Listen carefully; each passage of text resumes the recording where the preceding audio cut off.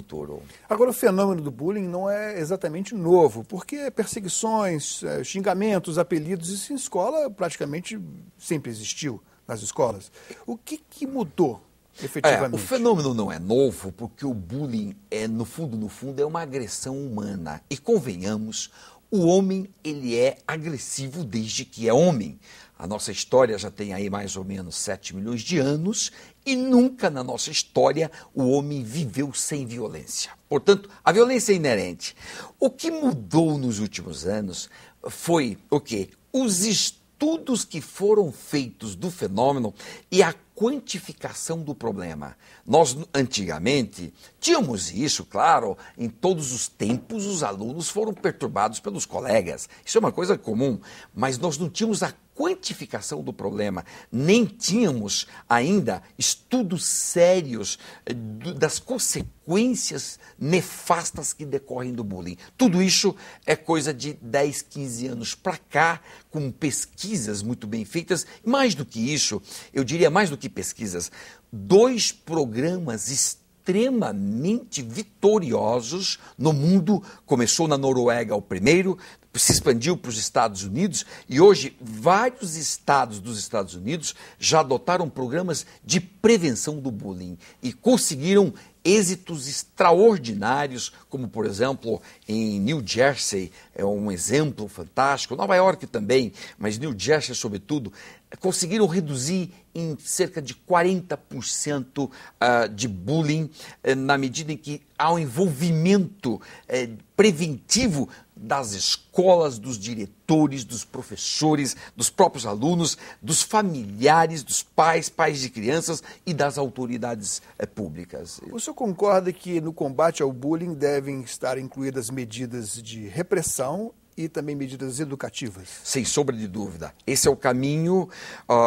Medidas educativas em programas que podem ser programas públicos ou programas da própria escola, não necessariamente das autoridades públicas, mas tem que prevenir, tem que falar, esse assunto tem que ser discutido, falado, as pessoas, as famílias todas têm que se envolver com a questão, porque de repente é um filho teu que está praticando bullying, ou é um filho teu que está sofrendo bullying. E ambos são problemáticos, porque quem está praticando bullying pode crescer com a sensação de que tudo fica impune, que ele pode então perturbar as pessoas, ele pode ofender a dignidade dos outros, pode considerar os outros como não seres humanos e que tudo fica impune. Isto pode prejudicar a formação da personalidade e, portanto, no futuro pode dar problema. E quem é vítima, está aí o caso do Rio de Janeiro, um exemplo patente de vítimas que, quando adultas, elas acabam ali introjetando toda aquela humilhação e isso tudo depois se expressa por meio de agressões vai terríveis. Crescendo como uma erupção vulcânica dentro do indivíduo. Indiscutivelmente. Doutor Luiz Flávio, que aspectos desses programas da Noruega e dos Estados Unidos o senhor ressaltaria que poderiam ser aplicados aqui no Brasil? Muita mobilização das escolas, diretores, professores e os pais.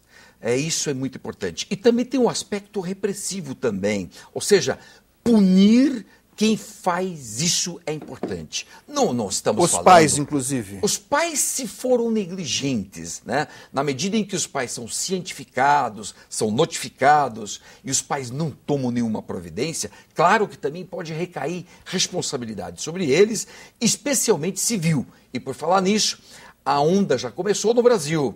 Um juiz de Belo Horizonte, recentemente, condenou os pais de um garoto a indenizar a família, a vítima e a família da vítima, e, portanto, a onda de ações indenizatórias já está aí em movimento, em andamento. Eu queria fazer um breve comentário com o senhor.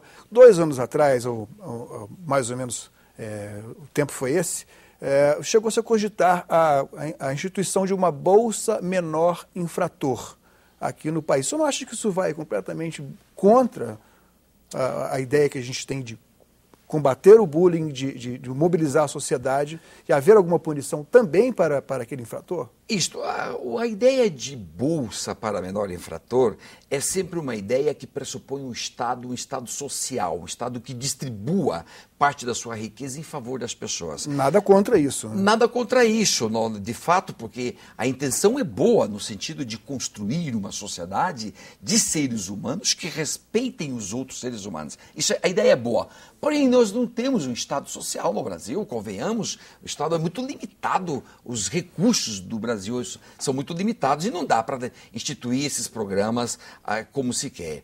De qualquer maneira, é preciso que os pais, os professores, hoje concretamente, usem o que tem. O que é que o Brasil tem? Hoje tem polícia, você tem curadores de menores em algumas comarcas, você tem juiz, você tem promotor.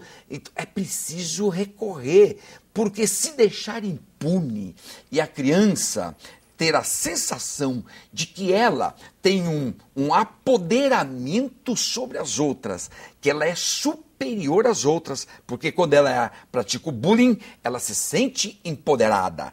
Se a criança se sente empoderada e mais faz o que bem entende e fica impune, isso pode a criança sem limite. Né? Criança sem limites. Isso pode gerar problemas terríveis quando em idade adulta. O senhor sendo um jurista, a partir de que momento a criança, quem pratica o bullying, se torna o menor infrator?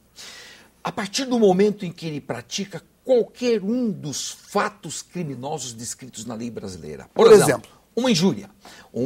Injuriar a pessoa, xingamentos, uma calúnia que você poderia fazer, um empurrão, uma lesão corporal, uma subtração de alguma coisa, mas não com ânimo de enriquecimento, subtrair para perturbar o outro, não? E tirar as coisas do lugar. Tudo isso está no Código Penal. Tudo está no Código Penal. Por outro lado,